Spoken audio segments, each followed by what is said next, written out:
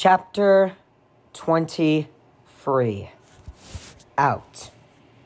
1. Derry, 9 to 10 a.m. By 10 past 9, Derry wind speeds were being clocked at an average of 55 miles an hour, with gusts up to 70. The ammeter in the courthouse registers one gust of 81, and then the needle dropped all the way back to 0. The wind had ripped the whirling cup-like device on the courthouse roof off its moorings, and it flew away into the rain-swept dimness of the day. Like George Jetbroke's boat, it was never seen again. By 9:30, the thing the Derry Water Department had sworn was now impossible seemed not only possible but imitated. That downtown Derry might be flooded for the first time since August of 1958, where many of the old drains had clogged up or caved, and during a freak rainstorm. By 9:45, men with grim faces were arriving in cars and picked-up trucks along both sides of the canal, their foul weather gear rippling crazily in the freight train wind for the first time since October of 1957. Sandbags began to go up along the canal cement sides. The arch where the canal went under the freeway intersection as the heart of Derry town arena was full to the top's Main Street, Canal Street, and the foot of Up Mile were impassable except by foot, and those who splashed and hurried their way toward the sandbagging operation felt the very streets beneath their feet trembling with the present flow of the water, the way a Trump-like overpass would tremble when the big trucks pass each other. But this was a steady vibration, and the men were glad to be on the north side of downtown, away from that steady rumbling that was felt rather than heard. Harold Gardiner shouted as Alfred Zineder, who ran Zineder's Realty on the west side of town, asked him if the streets were going to collapse. Zinner said hell would freeze over before something like that happened.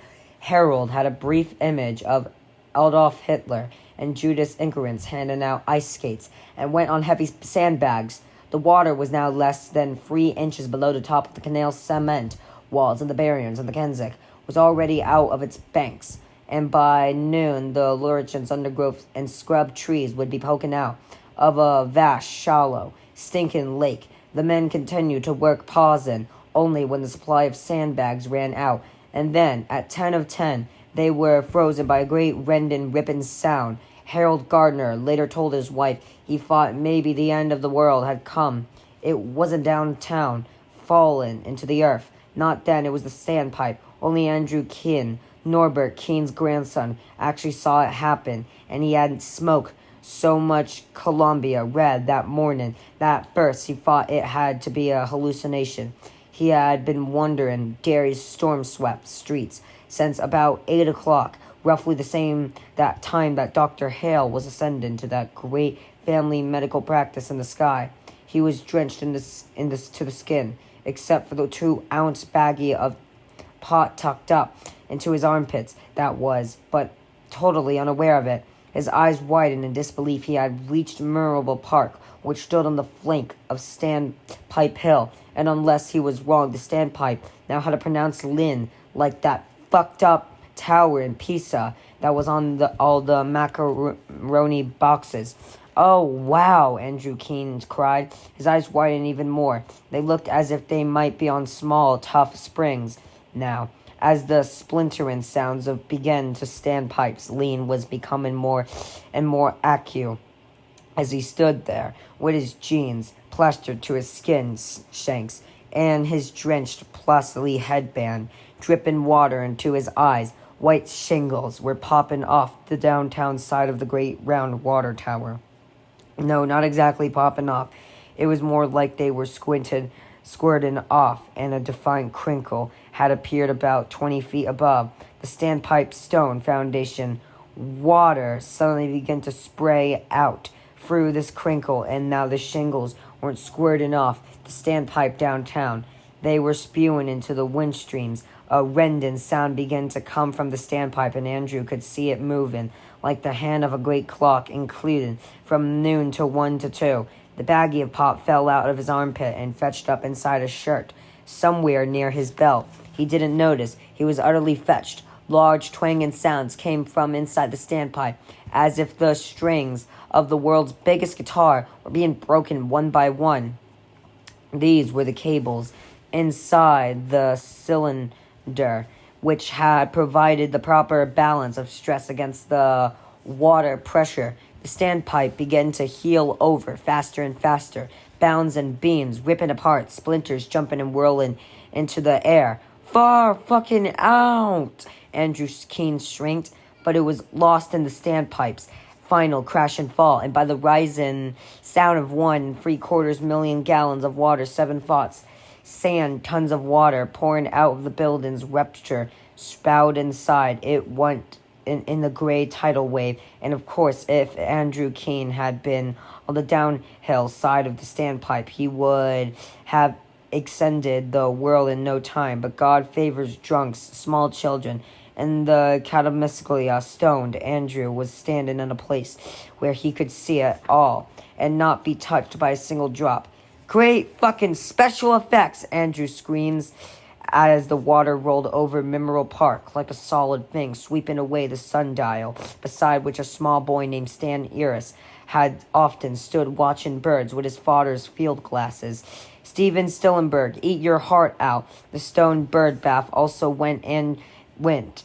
Andrew saw it for a moment, turning over and over, pencils for dish, and dish for pencil, and then it was gone. A line of maples and birches sprintering Memorial Park from Keswick Street were knocked down like so many pins in a bowling alley. They took wild spiky snarls of power lines with them. The water rolled across the street, beginning to spread now, beginning to look more like water than that mind-boggling solid wall that had taken sundial, bird bath, and trees. But it still had power enough to sweep almost a dozen houses on the far side of Keswick Street off their foundation into the barriers. They went with sickening ease, most of them still whole. Andrew Keene recognized one of them as belonging to the Carl Manzabek family. Mr. Manzabek had been his 6th grade teacher, a real pooch, as the house went over the edge and down the slope. Andrew realized he could still see a candle burning brightly in one window, and he wondered briefly if he might be mentally high-siding it, if you could dig the concept. There was an explosion from the barriers and a brief gout of yellow flame as someone's Coleman gas lantern ignited oil pouring out of a Rapture fuel tank. Andrew stared at the far side of Keswick Street, where until just 40 seconds ago there had been a neat line of middle-class houses. They were gone city now, and you better believe it. Sweet thing, in their places were 10 cellar holes that looked like swimming pools. Andrew wanted to advance the opinion that this was far fucking out, but he couldn't yell anymore. Seemed like his yeller was busted. His diagram felt weak and useless. He heard a series of crunching thuds, the sound of a giant with his shoes full of Ritz crackers marching down a flight of stairs. It was the standpipe rolling down the hill, a huge white cylinder, still spouting the last of its water supplied. The thick cables that had helped to hold it together, flying into the air and then cracking down again, like steel bull wimps, digging runnels in the soft earth that immediately filled up with rushing rainwater. As Andrew watched, with his chin resting somewhere between his collarbones, the standpipe, horizontal now, better than 125 feet long, flew out into the air. For a moment it seemed frozen there, a cineral image straight out of rubber, walled straight jacket. Toodaloo, land, rain, water sparkling out its shattering sides, its windows broken, casements hanging, the flashing light on top meant as a warning for low flying. light planes, still flashing, and then it fell into the street with a final reading crash. Kansas Street had channeled a lot of the water, and now it began to rush towards downtown by way of Up Mile Hill. There used to be houses over there, Andrew Keene thought, and suddenly all the strength ran out of his legs. He sat down heavily, curse-splashed. He stared at the broken stone foundation on which the standpipe had stood for his whole life. He wondered if anyone would ever believe him. He wondered if he believed it himself. 2. The Kill. 10:02 a.m., May 31st, 1985. Bill and Richie saw it run towards them, its mandibles open and closing, its one good eye glaring down at them, and Bill realized it gave off its own source of illumination, like some grisly lightning bug, but the light was flickering and uncertain. It was badly hurt. Its thoughts buzzed and racket. Let me go, and you can have everything you've ever wanted. Money, fame, fortune, power. I could give you these things.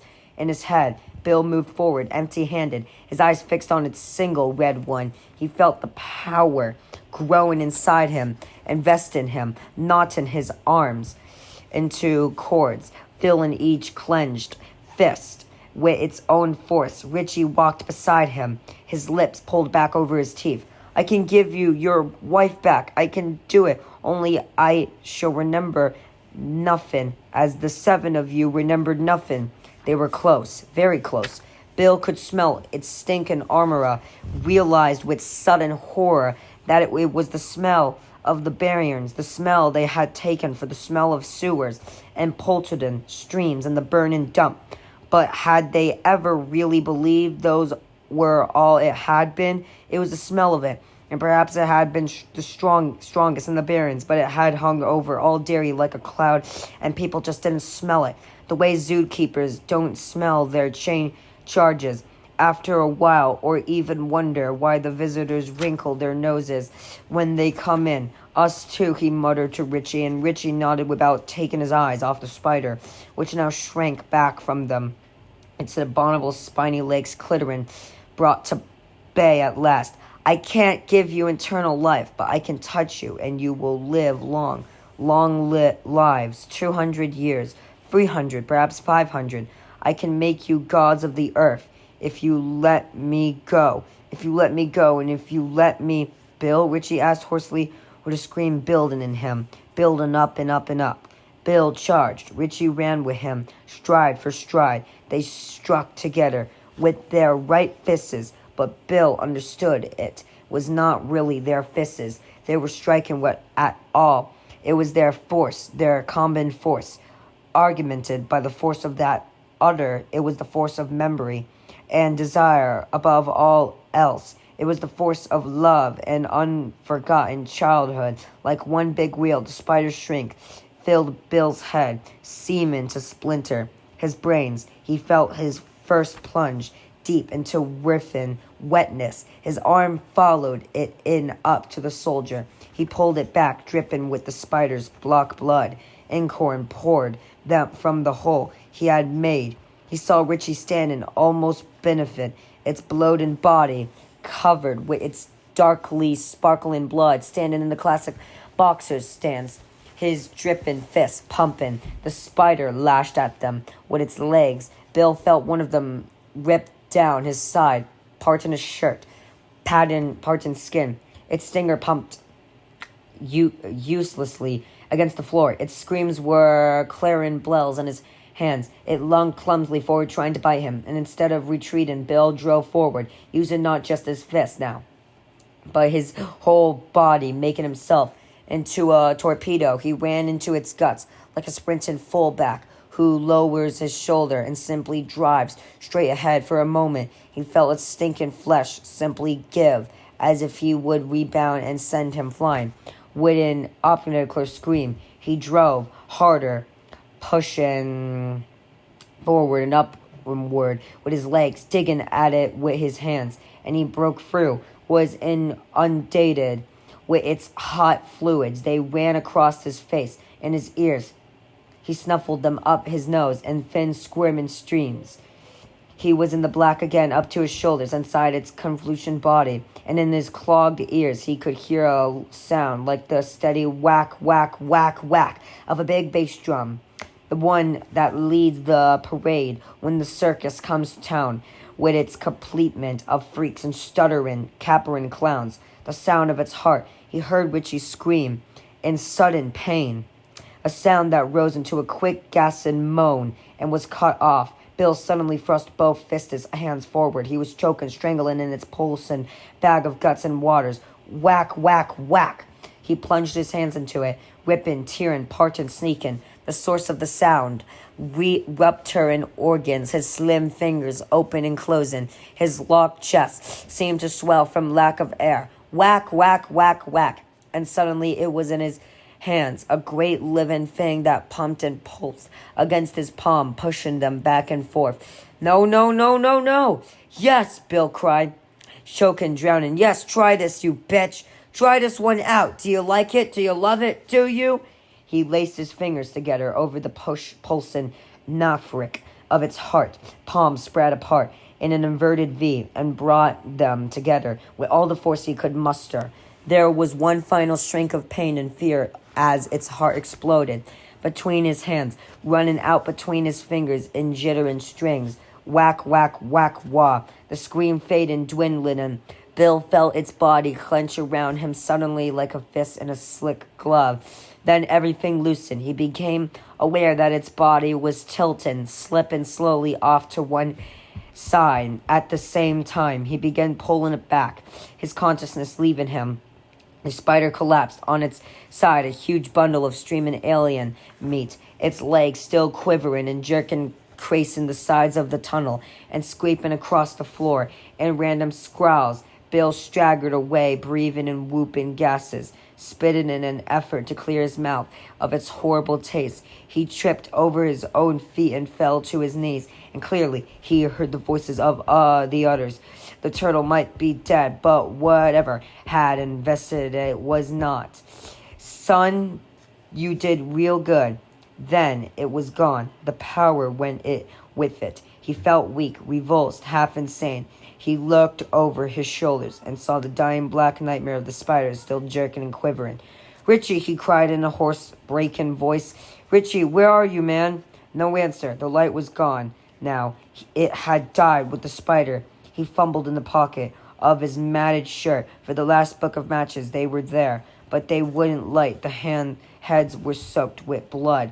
Richie, he screamed again, beginning to weep now. He began to crawl forward, first one hand, and then the others groping in the dark. At last one of them struck something which yielded limply to his touch. His hands flew over it and stopped as they touched Richie's face. Richie? Richie? Still no answer, struggling in the dark. Bill got one arm under Richie's back and the other under his knees. He wobbled to his feet and began to stumble back the way they had come with Richie in his arms. 3. Derry, 10 a.m. to 10:15 a.m.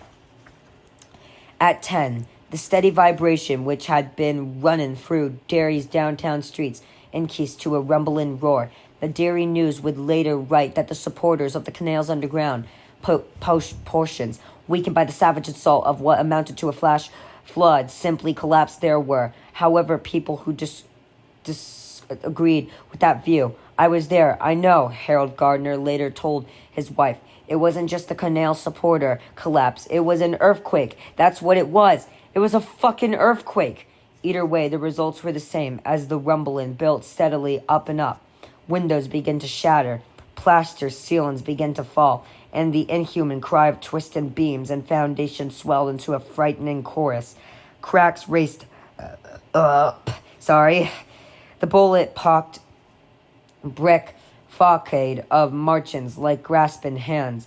The cables holding the Marquand of the Aladdin feeder out over the street snapped, and Manquit came crashing down Richard's Alley, which ran behind the center street. Drugs suddenly filled up with an avalanche of yellow brick as the brain X down professional building, erected in 1952, came crashing down. A huge screen of Juddin's colored dust rose in the air and was snatched away like a vinyl. At the same time, the statue of Paul Bunyan in front of the city center exploded.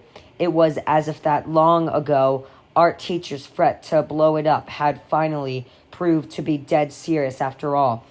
The bearded, grinning head rose straight up in the air, one-legged kick forward, the other back, as if Paul had attempted some sort of a split so acoustic it had resulted in dismemberment. The statue's midsection blew out in a cloud of shrapnel, and the head of the plastic axe rose into the rainy sky, disappeared, and then came down again, twirling end over end. It sheared through the roof of the Kingston Bridge, and then its floor.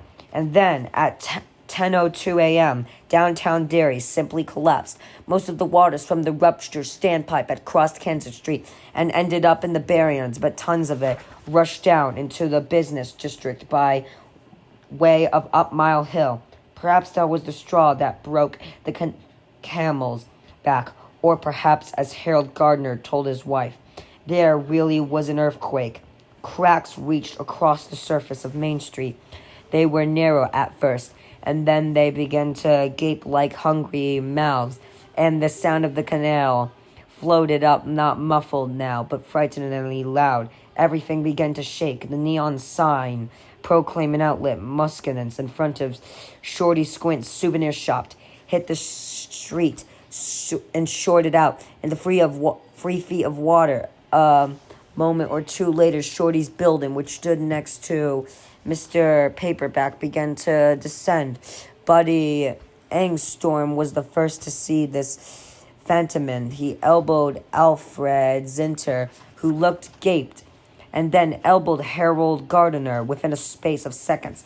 The sandbag in operation stopped. The men lying in both sides of the canal only stood and stared towards downtown in the pouring rain. Their faces stamped with identical expressions of horrified wonder. Square souvenirs and souvenirs appeared to have been built on some huge elevators, which was now on the way down. It sank into the apparently solid concern with Ponderner's stately dignity. When it came to a stop, you could have dropped to your hands and knees on the flooded sidewalk and entered through one of the third-floor windows. Water sprayed up all around the building, and a moment later Shorty himself appeared on the roof, waving his arms madly for rescues, and he was obliterated as the office building next door, the one which housed Mr. Paperback as ground level, also sank into the ground. Unfortunately, this one did not go straight down, as Shorty's building had done. The Mr. Paperback building developed a marked lean. For a moment, in fact, it bore strong resemblance to that fucked-up tower in Pisa, the one on the macaroon boxes. As it tilted, bricks began to shower from its top and sides. Shorty was struck by several. Harold Gardners saw him reel backwards, hands to his head, and then the top 3 floors of the Mr. Paperback building slid off as neatly as pancakes. From the top of a stack, Shorty disappeared. Someone on the sandbag line screamed, and then everything was lost in the grinding roar of destructions. Men was knocked off their feet or sent wobbling and staggering back from the canal. Harold Gardner saw the buildings, which faced each other across Main Street, lean forward like ladies kibbutzing over a card game, their heads almost touching. The street itself was sinking, cracking, breaking up, water splashed and sprayed. And then, one after another, buildings on both sides of the street simply swayed past their centers of gravity and crashed into the street. The northeast banked the shoe boat alley, smoked and jokes, Bailey's Lunch, Bandler's Records, and Muscle and Music Barn, except that by then there was really no street for them to crash into. The street had fallen into the canal, stretching like taffy at first, and then breaking up into bobbin chunks of asphalt. Harold saw the traffic Island at the Free Street intersection suddenly dropped out of sight, and as Water gestured up, he suddenly understood what was going to happen. Gotta get out of here, he screamed at Al Zenter. It's gonna backwater, Al. It's gonna backwater. Al Zenter gave no sign that he had heard. His was the face of a sleepwalker, or perhaps of a man who has been deeply hypnotized. He stood in his soaked red and blue check sport coat and his open-collared, low-scotton shirt with the little alligator on the left boob, and his blue socks with the crossed white golf clubs knitted into their sides, and his brown LL Bean's boat shoes with the rubber soles. He was watching perhaps $1 million of his own personal investments sinking into the street. 3 or 4 millions of his friends' investments, the guys he played poker with, the guys he golfed with, the guys he skinned with at this time, Sharon Condo and Wrigley. Suddenly his hometown, Derry, Maine, for Christ's sake, looked bizarrely like that fucked up city where the wogs pushed people around in those long, skinny canoes. Water whirled and boiled between the buildings that were still standing, Canal Street, and in a jagged black diving board over the edge of a Connerin lake. It was really no wonder Zenter hadn't heard Harold. Others, however, had come to the same conclusion Gardner had come to. You couldn't drop that much shit into a raging body of water without causing a lot of trouble. Some dropped the sandbags they had been holding and took to their heels. Harold Gardner was one of these, and so he lived. Others were not so lucky and were still somewhere in the general arena as the canal, its throats not choked, with tons of asphalt, concert, brick, plaster, glass, and about $4 million worth absorber merchandise back surged and poured over its concerned sleeps, carrying away men and sandbags. And pardonably, Harold kept thinking it meant to have him. No matter how fast he ran, the water kept gaining. He finally escaped by clawing his way up a steep embankment covered with shrubbery. He looked back once and saw a man he believed to be Roger Leonard, the head loan officer at Harold's credit union, trying to start his car in the parking lot of the Canal Mini Mall. Even over the roar of the water and the blowing wind, Harold would hear the K-car's little sewing machine's engine cranking and cranking and cranking as the smooth black water ran rocketer panel high on both sides of it. Then, with a deep thundering cry, the Kansas poured out of its banks and swept both the Canal Mini Mall and Roger Leonard's bright red roots. Anything that looked solid enough to take his weight higher ground. That was the ticket. As Andrew Keene might have said, Harold Gardner was really into the concept of higher ground. That morning, behind him, he could hear downtown Derry continuing to collapse. The sound was like artillery fire. For Bill. Beverly, he shouted. His back and arms were one solid, throbbing ache. Richie now seemed to weigh at least 500 pounds. Put him down. Then his mind whispered, he's dead. You know damn well he is. So why don't you just put him down? Ben, he couldn't do that. Beverly, he shouted again. Ben, anyone? He fought. This is where it threw me. And Richie, except threw as us farther, so much farther. What was that like? I'm losing it, forgetting. Bill? It was Ben's voice, shaken and exhausted, somewhere fairly close. Where are you?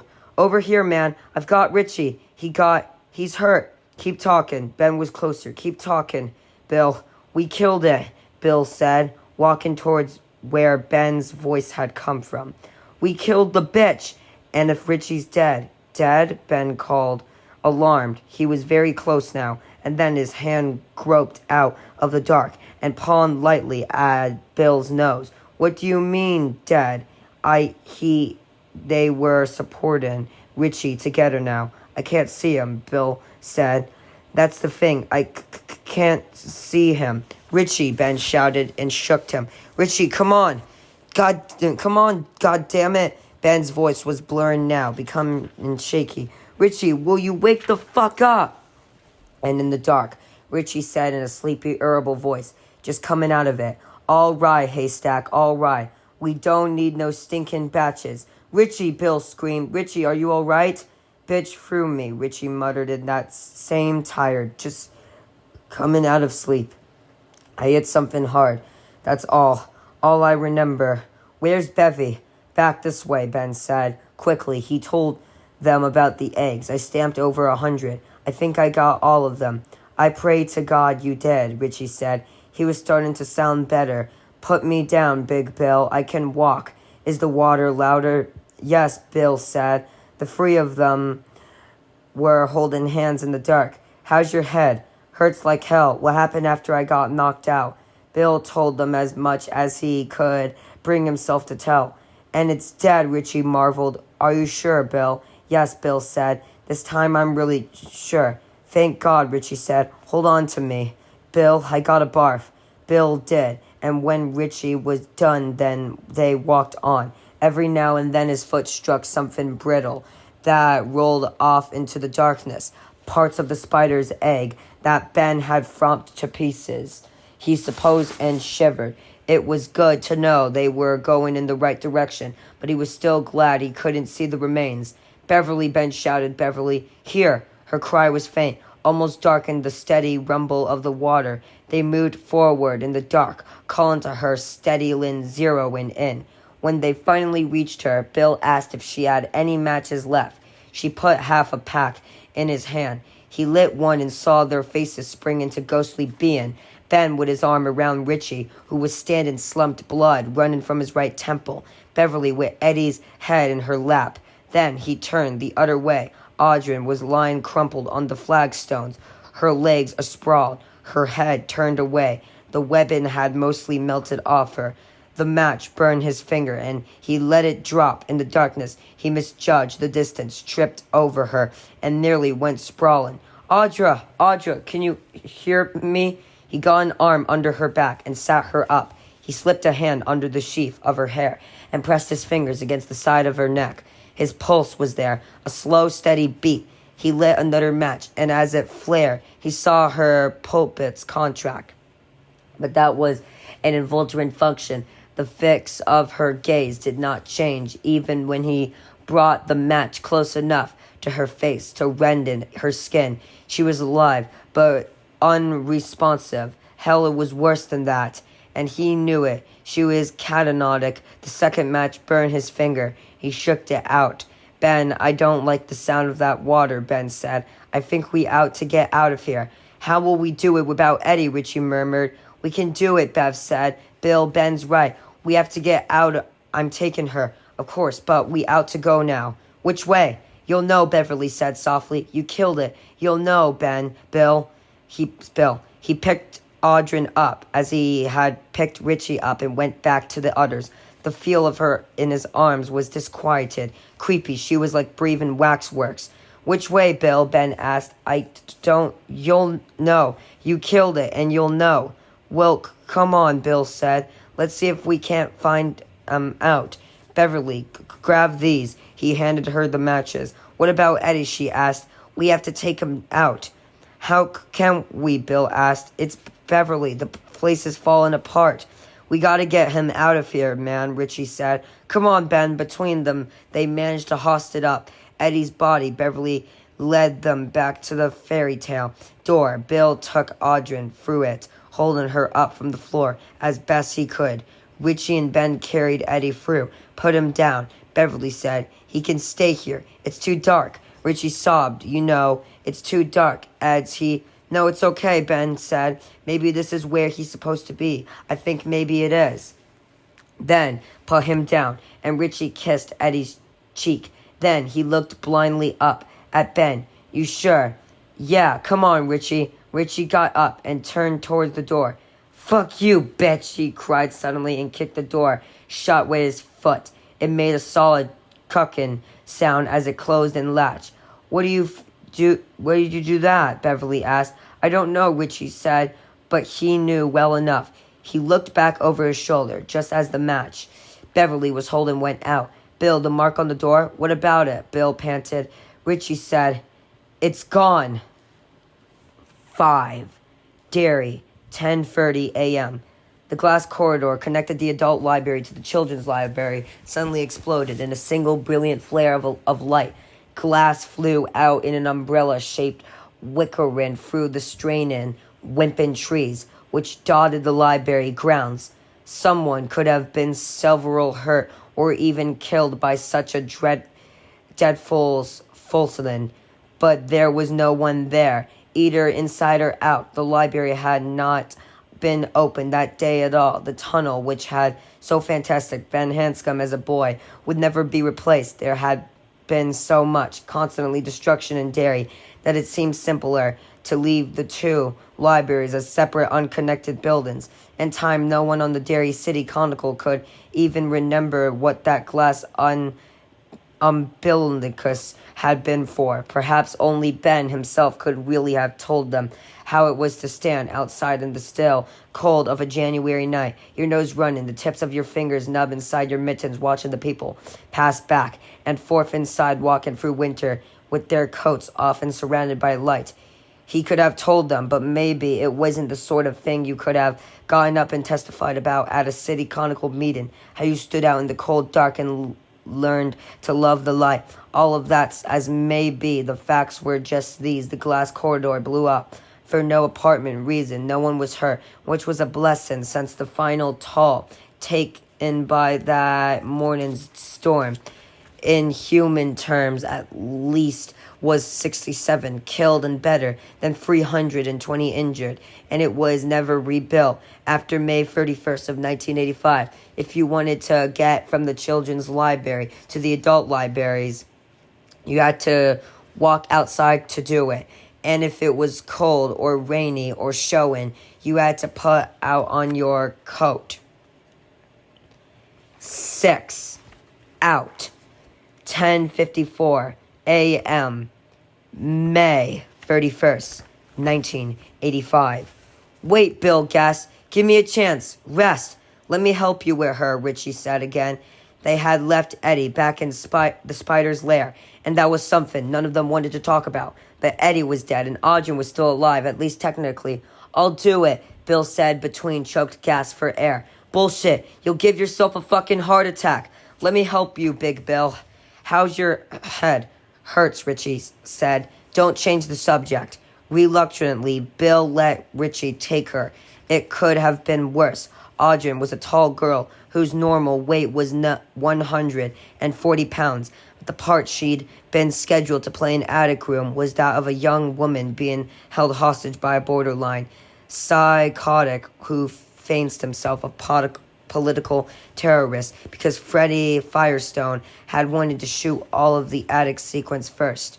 Audrey had gone on a strict Paulderton cottage cheese tuna fish diet and lost 20 pounds. Still, after stumbles staggering along with her in the dark for a quarter of a mile, or a half or 3/4 of a mile, or knew who knew, that 120 felt more like 200. Thanks, man, he said. Don't mention it. Your turn next, Haystack. Beep, beep, Richie, Ben said, and Bill grinned in spite of himself. It was a tired grin, and it didn't last long, but it little was better than one. Which way, Bill? Beverly asked. The water sounds louder than ever. I don't really fancy drowning down here. Straight ahead, then south, Bill said. Maybe we better try to go a little faster. They went on for a half an hour, Bill calling the lefts and rights. The sound of the water continued to swell until it seemed to surround them, a scary Dublin stereo effect in the dark. Bill felt his way around a corner, one hand trailing over damp brick, and suddenly water was running over his shoes. The current was shallow and fast. Give me Audrey, he said to Ben, who was panting loudly. Upstream now. Ben passed her carefully back to Bill, who managed to sling her over his shoulder in a fireman carry. If she'd only protest, move, do something. How's matches, Bev? Not many, have a dozen, maybe. Bill, do you know where you're going? I think I do, he said. Come on. They followed him around the corner. The water foamed about Bill's ankles. Then it was up to his shins. And then it was thigh deep. The thunder of the water had deepened to a steady bass roar. The tunnel they were in was shaken steadily for a while. Thought the current was going to become strong to walk against. But they passed a feeder pipe that was pouring a huge jet of water into their tunnel. He marveled at the white water force of it, and the current shackled off somewhat, although the water continued to deepen it. I saw the water coming out of the feeder pipe. Saw it. Hey, he shouted. Can you guys see anything? It's been getting lighter for the last 15 minutes or so, Beverly shouted back. Where are we, Bill? Do you know? I thought I did. Bill almost said, no, come on. He had believed they must be approaching the considering canceling section of the Kanzak. That was called the canal, the part that went under downtown and came out in Bassin Park. But there was light down here, light, and surely there could be no light in the canal under the city, but it brightened steadily just the same. Bill was beginning to have serious problems with Audrey. It wasn't the current that had slackened, it was the depth. Pretty soon I'll be floating her. He thought he could see Ben on his left and Beverly on his right. By turning his head slightly, he could see Richie behind Ben. The footing was getting decidedly odd. The bottom of the tunnel was now heaped and mounted with Darius bricks. It felt like an up ahead. Something was sticking out of the water like the prow of a ship that is in the process of sinking. Ben flowered toward it, shivering in the cold water. A soggy cigar box floated into his face. He pushed it aside and grabbed at the thing sticking out of the water. His eyes widened. It appeared to be a large sign. He was able to read the letters Al, and below that F-U-T. And suddenly he knew.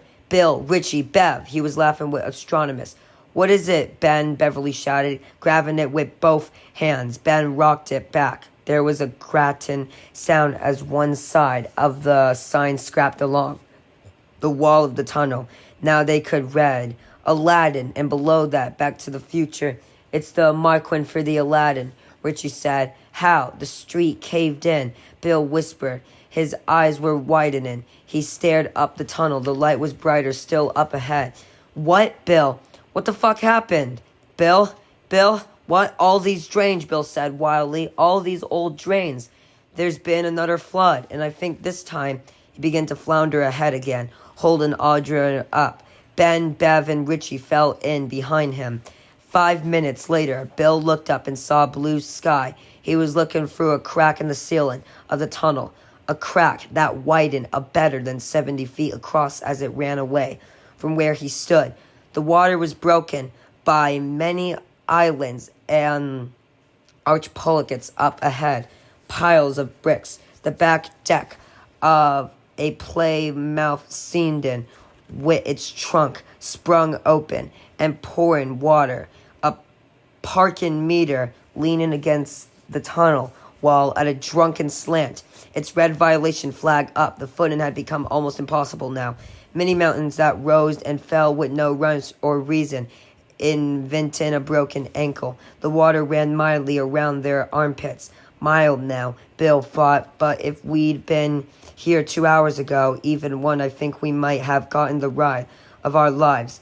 What the fuck is this, Big Bill? Richie asked. He was standing at Bill's left elbow, his face soft with wonder as he looked up at the rip in the roof of the tunnel.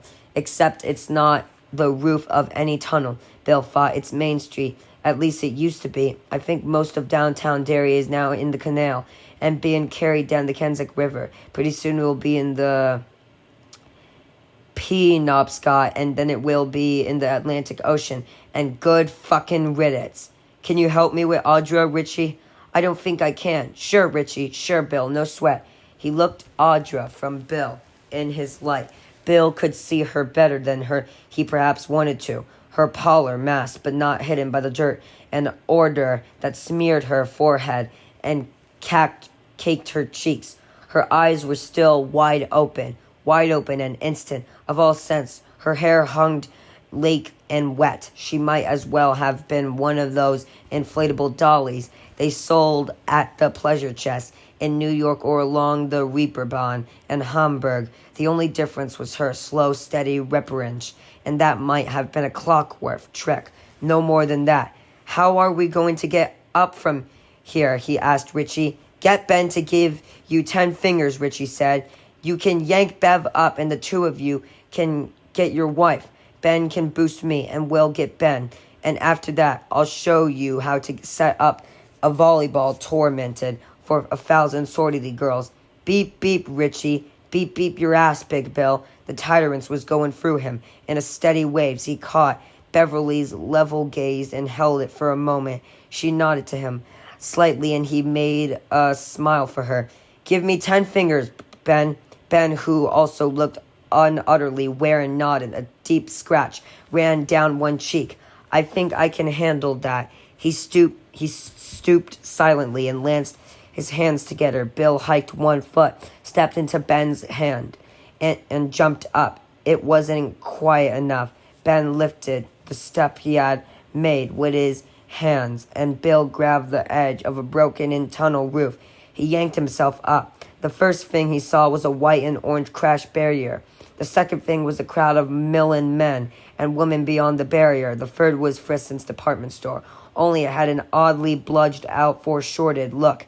It took him a moment to realize that almost half of Freeze's had sunk into the street, and the canal beneath the top half had slewed out over the street and seemed in danger of toppling over like a pile of badly stacked books. Look, look, there's someone in the street.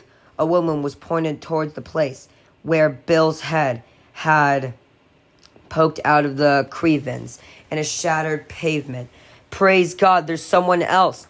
She started forward, an elderly woman with a kerchief tied over her head, peasant style. A cop held her back. Not safe out here, Mrs. Nelson. You know it. Rest of the street might go any time. Mrs. Nelson, Bill thought. I remember you. Your sister used to sit Georgie and me sometimes. He raised his hand to show her he was all right, and when she raised her own hand in return, he felt a sudden surge of good feelings and hope. He turned around and lay flat on the sagging pavement, trying to disturb his weight as evenly as possible, the way you were supposed to do on thin ice. He reached down for Bev. She grasped his wrist, and with what seemed to be last of his strength, he pulled her up. The sun, which had disappeared again, now ran out from behind a brace of mackerel-scaled clouds and gave them their shadows back. Beverly looked up, startled, caught Bill's eyes, and smiled.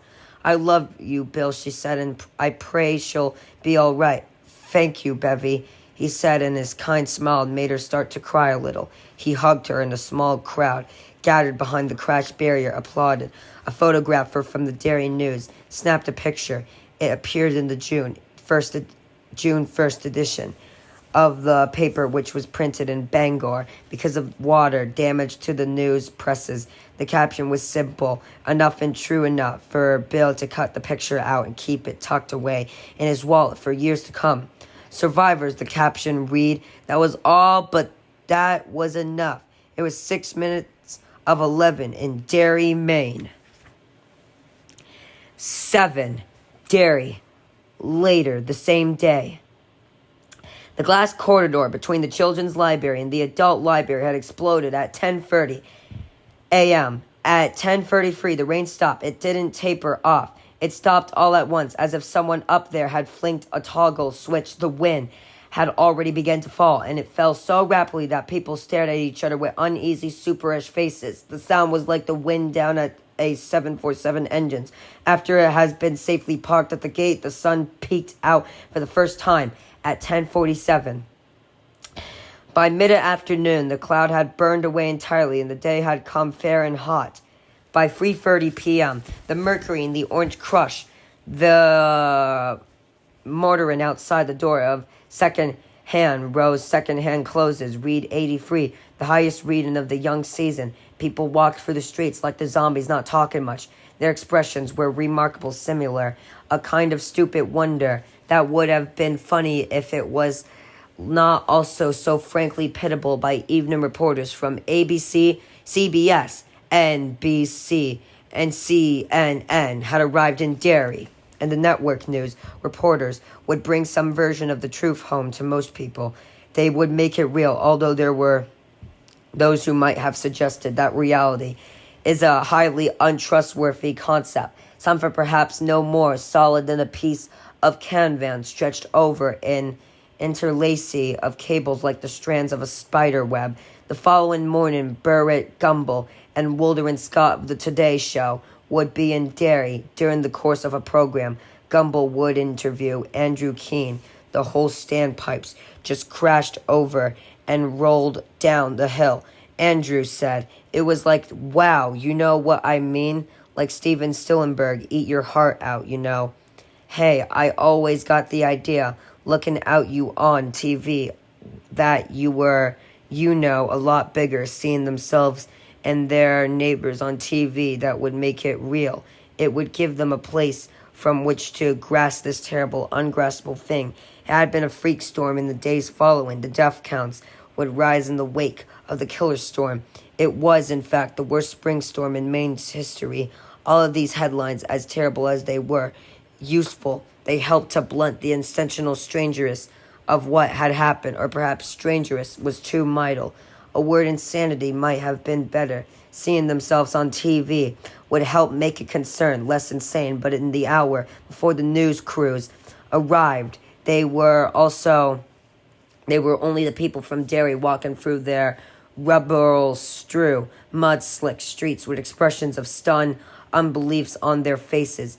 Only the people from Derry, not talking much, looking at things, occasionally picking things up and then tossing them down again, trying to figure out what had happened during the last 7 or 8 hours. Men stood on Kansas smoking, looking at houses lying upside down in the barriers. Other man and woman stood beyond the white and orange crash barriers, looking into the black hole that had been downtown until 10 that morning. The headline of that Sunday's paper read, "We will rebuild vows, Derry Mayor," and perhaps they would. But in the weeks that followed, while the city chronicle wrangled over how the rebuilding should begin, the huge crater that had been downtown continued to grow in an unspectacular but steady way. 4 days after the storm, the office building of the Bangor Hydraulic and Company collapsed into the hole. 3 days after that, the Flying Doghouse, which solid the best crunch and chili dogs in eastern Maine, fell in drains backed up, particularly in house apartment buildings and businesses. It got so bad in the old Cape that people began to leave. June 10th was the first evening of horse racing at Basie Park. The first pace was scheduled for 8 p.m., and that seemed to cheer everyone up. But a section of bleachers collapsed as the trouters in the first race turned into the home stretch, and half a dozen people were hurt. One of them was Foxy Foxworth, who had managed the Aladdin Theater until 1974. Foxy spent 2 weeks in the hospital suffering from a broken leg and a punctured testicle. When he was released, he decided to go to his sisters in Somerworth, New Hampshire. He wasn't the only one. Derry was falling apart. 8. They watched it. The orderly slammed the back doors of the ambulance and go around to the passenger seat.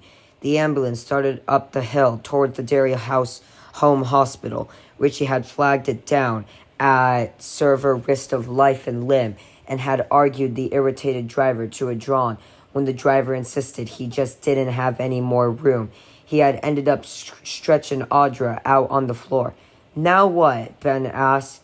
There were huge brown circles under his eyes and a grimy ring of dirt around his neck. "I'm going back to the townhouse," Bill said. "Gonna sleep for about 16 hours. "I second that," Richie said. He looked hopefully at Bev. "Got any cigarettes, pretty lady?" "No," Beverly said. "I think I'm going to quit again. Cynical enough idea." They began to walk slowly up the hill, the 4 of them side by side. "It's over," Bill said. Ben nodded. "We did it. You did it, Big Bill." "We all did it," Beverly said. I wish we could have brought Eddie up. I wish that more than anything. They reached the corner of Upper Main and Point Street. A kid in a red rain slicker and green rubber boots was sailing a paper boat along the brisk run of water in the gutter. He looked up, saw them looking at them, and waved tentatively. Bill thought it was the boy with the skateboard, the one whose friends had seen Jaws in the canal. He smiled and stepped towards the boy. "It's all right now," he said. The boy studied him gravely and then grinned. The smile was sunny and hopeful. "Yeah," he said, "I think it is." "Bet your ass," the kid laughed. "You gonna be careful on that skateboard?" "Not really," the kid said, and this time Bill laughed. He restrained an urge to ruffle the kid's hair. That probably would have been resented, and returned to the others. "Who is that?" Richie asked. "A friend," Bill said. He stuffed his hands in his pocket. "Do you remember it, when we came out before?" Beverly nodded. "Eddie got us back to the Barrens. Only we ended up on the other side of the Kenzak somehow." The old Cape sighed. "You and Haystack pushed the lid off one of those pumping stations," Richie said to Bill, "because you had the most weight." "Yeah," Ben said, "we did. The sun was out, but it was almost down." "Yeah," Bill said, "and we were all there." "But nothing lasts forever," Richie said. He looked back down the hill they had just climbed inside. "Look at this, for instance." He held his hands out. The tiny scars in the palms were gone. Beverly put her hands out. Ben did the same. Bill added this. "All were dirty, but unmarked." "Nothing lasts forever," Richie repeated. He looked up at Bill, and Bill saw tears cut slowly through the dirt on Richie's cheeks. "Except maybe for love," Ben said, "and desire," Beverly said. "How about friends?" Bill asked and smiled. "What do you think, Trash Mouth?" "Well," Richie said, smiling and rubbing his eyes, "I got to think about it. Boy, I say, I got to think about it. Bill put his hands out and then joined there with his and stood there for a moment. 7 who had been reduced to 4, but who could still make a circle. They looked at each other. Ben was crying now, too, the tears spilling from his eyes, but he was smiling. "I love you guys so much," he said. He squeezed Bev's and Richie's hands tight for a moment, and then dropped them. "Now could we see if they've got such a thing as breakfast in this place?" "And we got to call Mike, tell him we're okay." "Good thinking, senor," Richie said. "Every now and then, I think you might turn out okay." "What you think, Big Bill?" "I think you ought to go fuck yourself," Bill said. They walked into the townhouse on a wave of laughter, and as Bill pushed through the glass door, Beverly caught a sight of something, which she never spoke, but never forgot. For just a moment, she saw their reflections in the glass. Only there were 6, not 4, because Eddie was behind Richie and Stan was behind Bill, that little half smile on his face. 9. Out. Dust. August 10, 1958. Okay. The sun sits neatly on the horizon, a slightly uplit red ball that throws a flat, furious light on the Barrens. Over the Barrens, the iron cover on top of one of the pumping stations rises a little, settles, rises again, and begins to slide. "Push it, Ben. It's breaking my shoulder." The cover slides farther, tilts and falls into the shrubbery that has grown up around the concerned cylinder. 7 children come out one by one and looked around, blinking owlishly in silent wonder. They are like children who have never seen daylight before. "It's so quiet," Beverly says softly. The only sounds are the loud rush of water and the somnolent hum of insects. The storm is over, but the Kenzak is still very high, close to the town, not far from the place where the river is constricted and concerning called a canal. It has overflowed its banks, although the flooding is by no means serious. A few wet cellars and the worst of it. This time Stan moves away from them, his face blank and thoughtful. Bill looks around, and at first he thinks Stan has seen a small fire on the river bank. Fire in his first impression, a red glow, almost too bright to look at. But when Stan picks up the fire up in his right hands, in the angle of the light changes, and Bill sees it's nothing but a Coke bottle, one of the new clear ones which someone has dropped by the river. He watches as Stan reverse it, holds it by the neck, and brings it down on a shelf of rock jutting out the bank. The bottle breaks, and Bill is aware they were They are all watching Stan now as he poked through the shattered remains of the bottle, his face sober and students and absorbed. At last he picks up a narrow wedge of glass. The western sun throws red glints from it, and Bill thinks again like a fire. Stan looks up at him, and Bill suddenly understands it is perfectly clear to him, and perfectly right. He stepped forward towards Stan with his hands held out, palms up. Stan backs away into the water. Small black bugs snitched along just above the surface, and Bill can see the entrance dragonfly go buzzing off into the reeds along the far bank like a small flying rainbow. A frog begins a steady bass bun, and as Stan takes his left hand and draws the edge of glass down his palm, peeling skin and bringing thin blood, Bill thinks it's a kind of ecstasy. There's so much life down here. Bill? Sure, both. Stan cuts his other hand.